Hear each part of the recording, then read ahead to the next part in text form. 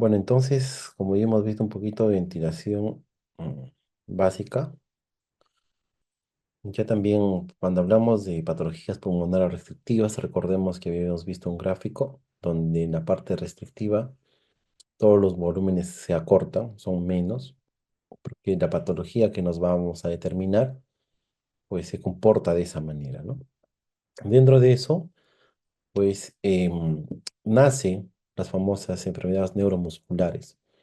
¿Por qué tomé esta parte de neuromuscular? Porque el centro regulador de que funcione la parte respiratoria, pues está controlado por un centro neumotáxico, donde si se altera o tiene alguna falla, pues por más que el pulmón esté sano, va a tener repercusiones, porque no va a haber quién lo va, quién va a eh, determinar que eso funciona adecuadamente, ¿sí?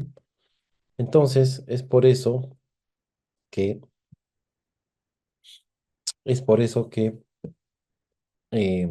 esta enfermedad neuromuscular está caracterizado porque se pierde la fuerza muscular secundaria a una afectación congénita o adquirida, ¿no? Del componente motor, como puede ser una motoneurona del asta anterior medular, por ejemplo, en una atrofia medular espinal, ¿sí? Puede haber una unión neuromuscular, por ejemplo, en las miastenias, un nervio periférico, por ejemplo, en neuropatías periféricas, o una fibra muscular, por ejemplo, una distrofia muscular o miopatías. Y por último, también una parte vertebral, una escoliosis bien marcada, puede alterar la función pulmonar de estos pacientes, ¿no? Entonces, estas enfermedades restrictivas en pediatría vamos a ver que son enfermedades del sistema nervioso, enfermedades neuromusculares, anormalidades de la caja torácica como es una hipoescoliosis, deformidades de la pared torácica. También vamos a tener obstrucciones crónicas de la vía arterial superior, síndrome de apnea, los famosos SAOS, ¿no? Es una síndrome de apnea obstructivo del sueño que podemos tener en niños como también en adultos. Podemos tener síndromes craneofaciales, traqueomalacia, que en su mayoría se da en estos pacientes, el famoso EPOC, por una fibrosis quística, una enfermedad pulmonar crónica postviral, una displasia broncopulmonar y el famoso síndrome de hipoventilación versus obesidad. Nuevamente, nuevamente el gráfico está perfectamente, nos ayuda a entender que todo el cerebro pues es el que manda, ¿no?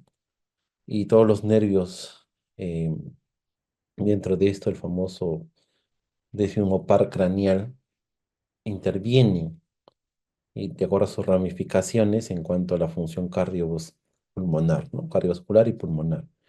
Dentro de eso vamos a tener las famosas, el sistema nervioso periférico, que está el simpático y el parasimpático, donde nos van a ayudar también a determinar que esto funciona adecuadamente, ¿no? Entonces hay un centro respiratorio por unas vías nerviosas que van a llegar al tórax, donde van a ver cómo está funcionando la ventilación en los pulmones, la difusión y en los tejidos. Alguna alteración va a mandar la señal y va a ver que este pulmón pues funcione más de manera más rápida, más lenta o tenga totalmente una alteración y necesite ayuda, en este caso que es una ventilación. Entonces, esta enfermedad, ¿cómo es la fisiopatología de estas enfermedades obstructivas? Pues sobre todo en esta enfermedad neuromuscular vamos a tener que hay un trastorno, una afectación de los músculos inspiratorios, afectación de los músculos expiratorios, alteración orofaringea o la famosa disfaxia, ¿no? Entonces, esto nos va a llevar a una disminución de la capacidad del volumen y de la distensibilidad pulmonar, lo cual va a aumentar el trabajo respiratorio, ¿no?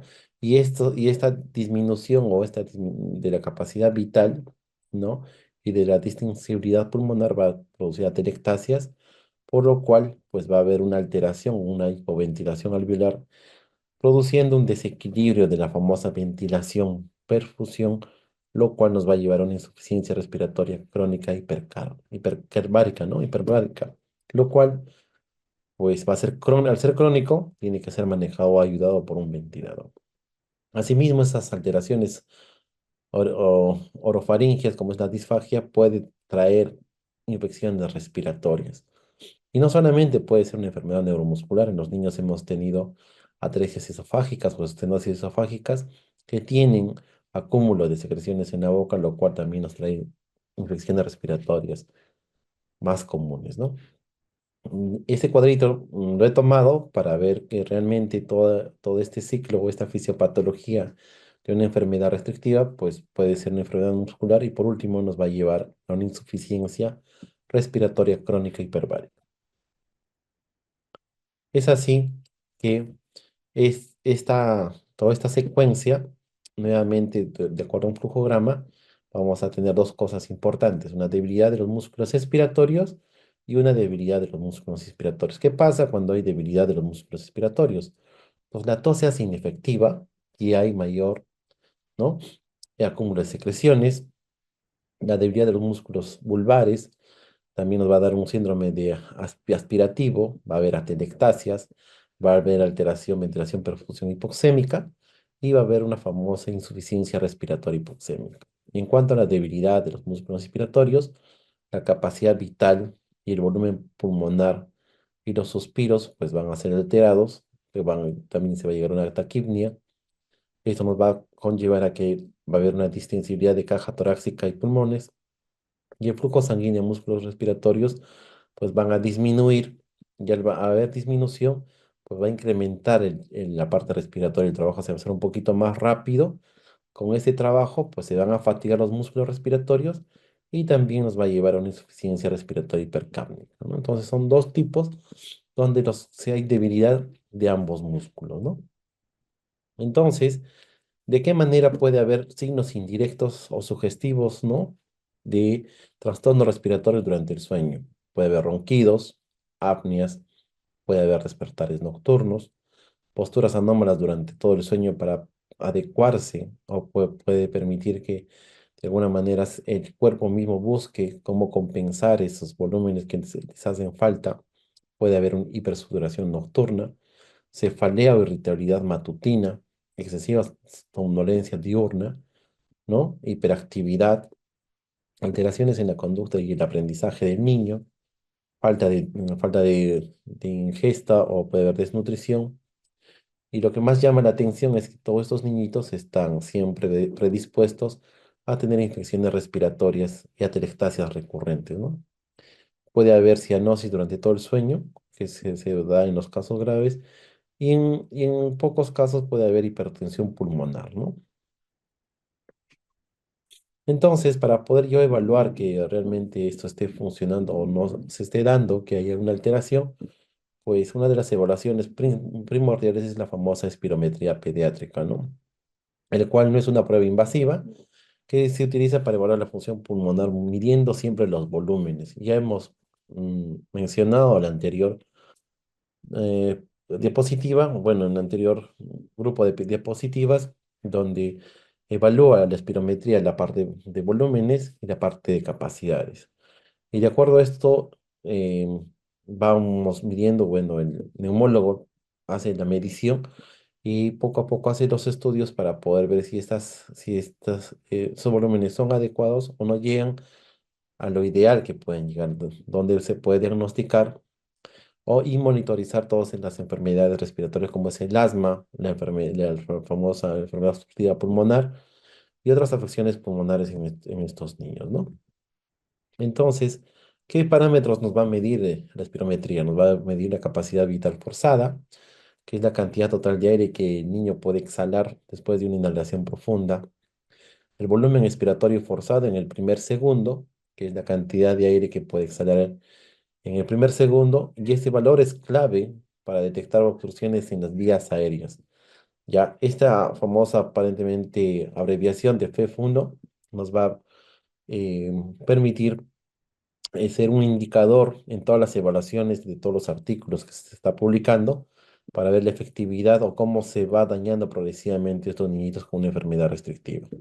La relación entre los dos, tanto el volumen expiratorio forzado en el primer segundo frente a la capacidad vital forzada, pues nos va a dar una proporción entre los dos volúmenes expirados que ayuda a diferenciar entre enfermedades obstructivas y también las enfermedades restrictivas.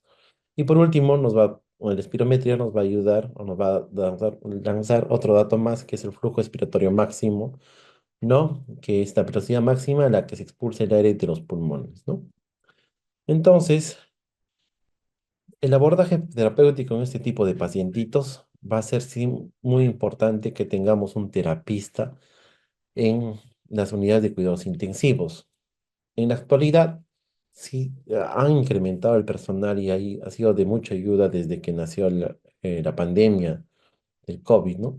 Ha sido de bastante apoyo los terapistas, han sido bastante buscados y en la parte pediátrica de las UCIs se les ha incorporado como parte del equipo y el trabajo para poder tener menor estancia en de los pacientes en ventilador mecánico. Pero estos pacientitos pues tienen mayor trabajo y ellos trabajan de manera más cronológica, con mayor sesiones de terapias, para que estos pacientes pues no tengan repercusiones o no tengan secuelas, ¿no? Sobre todo ayudan a que la optimización del movimiento de los músculos o estén esos músculos estimulados, pero por más que se haga todo el trabajo, pues también interviene cómo es el deterioro de las neuronas a la inervación, a la función de estos músculos, ¿no? Otro de los abordajes que se tiene es el famoso abordaje terapéutico cuando se hace asistencia de reflejo de la tos, ya que en estos pacientes el reflejo se va decayendo poco a poco, progresivamente, pues existen ventiladores que se han creado donde te pueden ayudar a asistencia de que la tos sea efectiva para poder eliminar el acúmulo de secreciones que se puede tener en este tipo de diagnósticos. Otro de los abordajes terapéuticos es el tratamiento con soporte ventilatorio no invasivo, las famosas modalidades de ventilación mecánica a domicilio o las ventilaciones no invasivas a domicilio, ¿no? Donde podemos tener que el famoso síndrome de obstrucción del paciente obeso, ¿no? O puedes tener otro síndrome obstructivo, ¿no? Otro también se usa cuando los famosos CO2 están por encima de los valores normales, como es de 50, y puede durar un 25% total del sueño, ¿no? La saturación de hemoglobina que baja totalmente a 88%, que es más de 5 minutos consecutivos, la elevación del bicarbonato, exceso superior a 4 milimoles por litro, ¿no? Que ya va compensando cuando el CO2 sube, de alguna manera el bicarbonato lo quiere compensar y también eso es dañino, ¿no? Y el PCO2 que diurno es superior a 45, entonces una capacidad vital inferior a un litro en pacientes adultos con famosa disfunción, ya infecciones atelectasias recurrentes y a pesar de una buena asistencia de la tos, y esto para favorecer el crecimiento costal y el volumen torácico que se va dando, ¿no?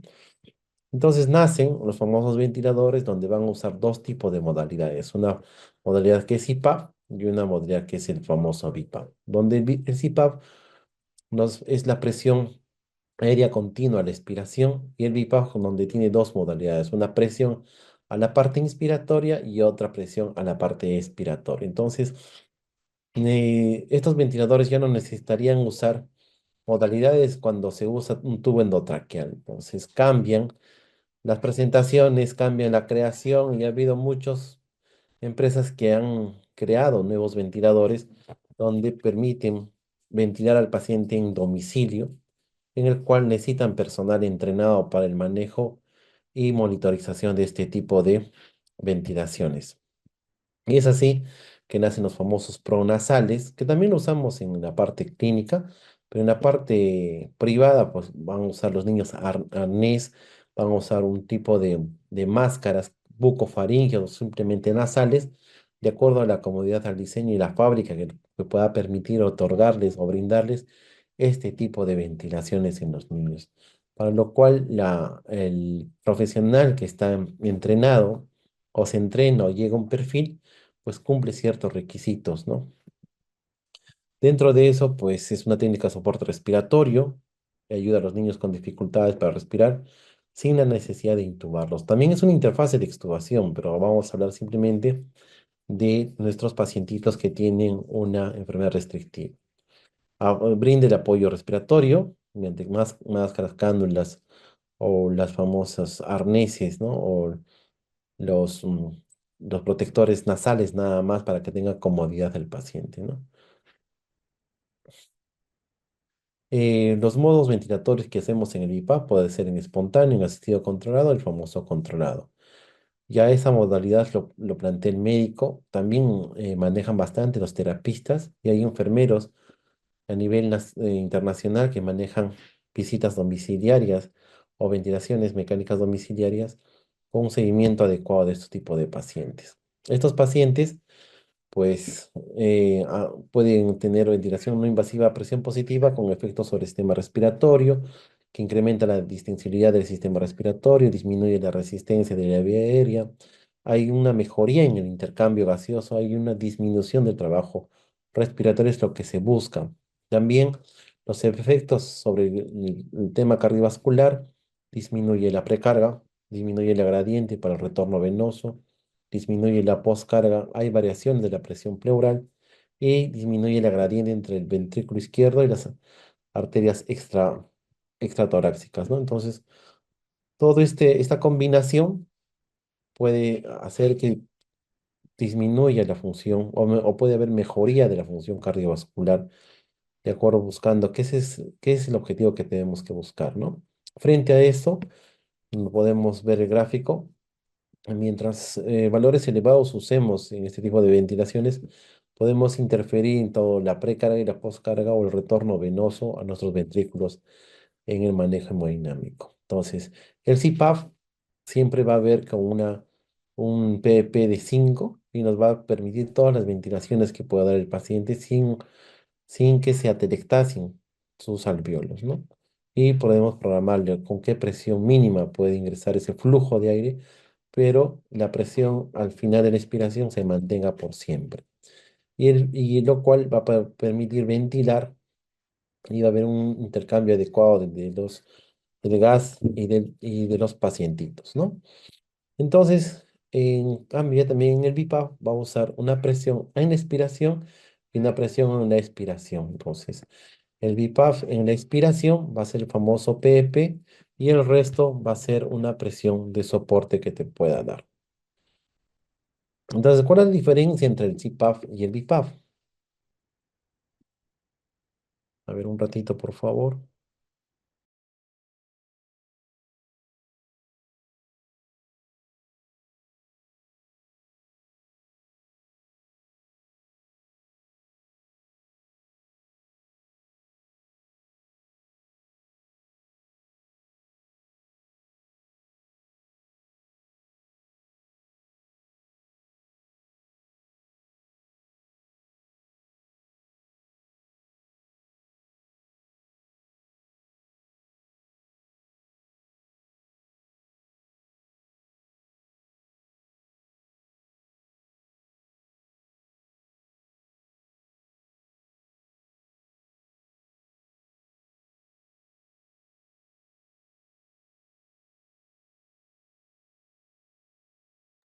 Perdón, un ratito, para disculpar la interrupción. Entonces, decía el CPAP versus el BIPAP. Pues el CPAP nos va a dar una presión positiva continua durante todo el ciclo, que es de 5 centímetros de agua. En cambio, el BIPAP nos va a dar las dos presiones, ¿no? Una presión positiva inspiratoria y una presión positiva expiratoria. Lo cual la presión soporte va a ser simplemente la diferencia entre los dos. Y si nos damos cuenta, la presión inspiratoria no es otra cosa que si es semejante al PEP, ¿no? El CPAP no nos va a ofrecer un soporte ventilatorio, al contrario, no nos va a dar simplemente, va a determinar, evitar que se colapsen los alvéolos. En cambio, el BIPAP nos va a ofrecer aparente un soporte ventilatorio por una presión soporte que va en la diferencia de los dos, ¿no? Una presión soporte de 7 aparentemente, que eso nos va a ayudar a que haya un soporte ventilatorio importante en este tema de la ventilación, ¿no? En el CPAP puede aumentar la oxigenación arterial y evitar el colapso de la vía aérea superior. En cambio, en el BIPAP vamos a tener un aumento de la ventilación alveolar, va a restablecer la capacidad residual funcional, va a disminuir la hipercapnia, va a disminuir el trabajo respiratorio, va a ser un poquito más completo para ayudar en esta ventilación, estos tipos de pacientes. En el CIPAP vamos a tener un uso de insuficiencia respiratoria hipoxémica, un edema agudo de pulmón, pero es un síndrome obstructivo, y uso en insuficiencia respiratoria hipercápnica con exacerbación en las famosas enfermedades pulmonares obstructivas crónicas. Es decir, en la mayoría de los casos de estos tipos de pacientes ya se usa la modalidad PIPA, tiene mejores resultados y disminuye la morbimortalidad de estos tipos de pacientes con secuelas neurológicas. ¿Sí? ¿Y qué es lo que se debe monitorizar en las visitas domiciliarias cuando el personal va a hacer el seguimiento de esos tipos de pacientes? Siempre valorar los síntomas clínicos, problemas derivados de una ventilación mecánica a domicilio. Siempre monitorizar al paciente con el famoso pulsoxímetro basal y siempre con una ventilación, ¿no? El ventilador tiene que estar bien instalado, tiene que estar funcionando adecuadamente, todos sus accesorios estén conectados y las tubuladoras también. Debemos verificar que todas las máscaras estén buenas, el arnés esté adecuado, tenga buena funcionalidad. Y también este tipo de ventilaciones se da a los pacientes con traqueostomía, en su mayoría, ¿no? Verificación siempre de la utilización de equipos accesorios como los humidificadores, lo que les decía, los humidificadores pasivos, aspiradores de secreciones, y siempre contar con un resucitador bolsa máscara, ¿no? Comprobar el aprendizaje del ventilador por parte del familiar o de los cuidadores y ver cuáles son los problemas a solucionar. Los pacientes que van a contar con traqueostomía, ver que sacándole esté totalmente libre de secreciones pegadas, que muchas veces las secreciones se vuelven densas, mucoides, obstruyen el flujo, tapan. Ya la técnica de aspiración sea la adecuada, siempre ver las soluciones frente a los problemas que se pueden presentar, y siempre el paciente tiene que ser reeducado en cada visita que se pueda hacer, ¿no? Puede haber incomodidades o puede haber efectos adversos del uso de las mascarillas en cuanto al flujo, a la presión, lo cual también, ¿no?, nos trae inconvenientes como es la incomodidad, el tema local que se presenta al usar este tipo de dispositivos, las claustrofobias de parte de los niños. Puede haber un rash acneiforme, puede haber úlceras por presión que también se produce, por lo cual hay soluciones. Tenemos apósitos hidrocoloides, tenemos mascarillas adecuadas, ¿no? También tenemos relacionados con la presión y flujo, puede haber fugas, congestión o obstrucción nasal, puede haber sequedad de mucosas, irritación ocular, puede haber retinopatía. Algunos pacientes pueden desarrollar la retinopatía inducida por el oxígeno, distensión abdominal por la presión excesiva que programemos en el ventilador mecánico, ¿no? Y en las complicaciones muy mayores y que pueden ser raras, puede haber broncoaspiración, hipotensión y puede llegar hasta el neumotórax.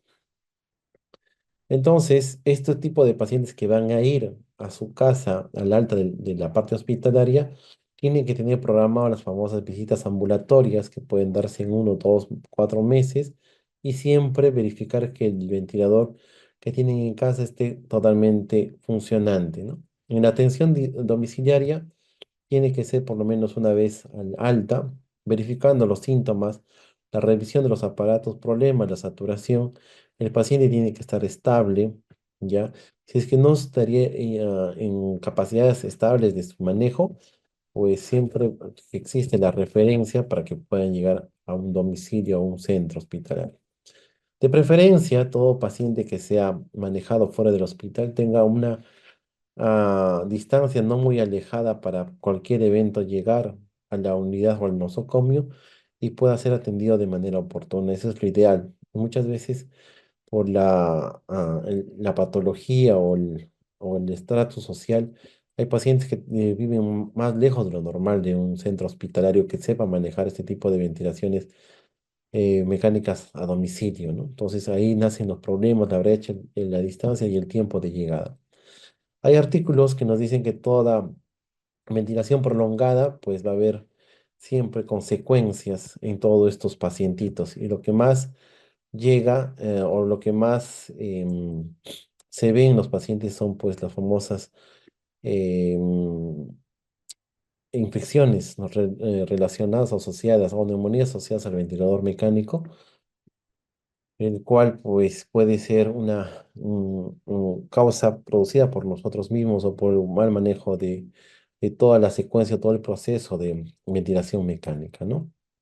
También hay el modo CPAP, ¿no? La técnica de manejo de ventilaciones mecánicas en domicilio, donde hacen todas las mediciones en diagnósticos de enfermedades obstructivas, restrictivas o simplemente neuromusculares, donde se ve el mayor manejo de la parte restrictiva, ¿no? Son artículos que nos van a ayudar. Dentro de todo este manejo, pues la parte debemos verificar tanto el ventilador como está la tráquea, los accesorios y la máscara nasal, ¿no? En el ventilador, que tiene que funcionar, todas las conexiones adecuadas, los parámetros bien programados, las alarmas y la higiene, que es muy importante, ¿no? En máscaras nasales, la colocación adecuada, el ajuste, la prevención de lesiones, la higiene es muy importante en este tipo de pacientes. La tráquea también es otro manejo especializado y de entrenamiento para todo el personal que maneje este tipo de pacientes, donde podemos ver cómo limpiar, cómo hacer las higiene de traqueostomía, el tiempo, cuáles son las terapias o la secuencia de fisioterapia de estos tipos de pacientes, si usan camiseta interna o no lo usan, usan balón o no usan, y la válvula fonatoria, que es muy importante para el entrenamiento y destete progresivo de los niños pediátricos, que muchas veces sí salen de este tema de la traqueostomía, ¿no? Los accesorios, el manejo de un aspirador, las técnicas de aspiración que deben ser las adecuadas, la conexión de los humidificadores, en este caso de pediatrías que usan ya también humidificación pasiva, y ver si tienen algún factor contribuyente a que eh, pueda predisponer a que esto no funcione, ¿no? Una batería externa siempre se usa un ventilador, y de todas maneras todo paciente en casa debe tener la famosa máscara de resucitación aérea, ¿no? Han salido modelos de ventiladores a nivel mundial que ya están llegando a Perú, donde manejan de mejor manera la parte del volumen tidal, la humidificación, y hacen la detección de apnea, sobre todo de apnea al sueño, ¿no? Entonces, uno de los ventiladores ya tiene incluso la tecnología, el app, y pueden monitorizarte desde cualquier parte del centro hospitalario conectado a una red Wi-Fi, y el ventilador puede ser modificado, puede ser verificado, y se puede cambiar la modalidad o los parámetros e interactuar con el mismo paciente para que el terapista o el médico o el enfermero especialista en manejo de ventiladores a domicilio o tenga especialidad en manejo de ventiladores de apnea al sueño pueda hacer las modificaciones frente a la consulta o la evaluación del paciente, ¿no? Entonces, indirectamente ya estamos entrando en lo que es la inteligencia artificial y el manejo a distancia de este tipo de pacientes. Bueno, muchísimas gracias, Cristian.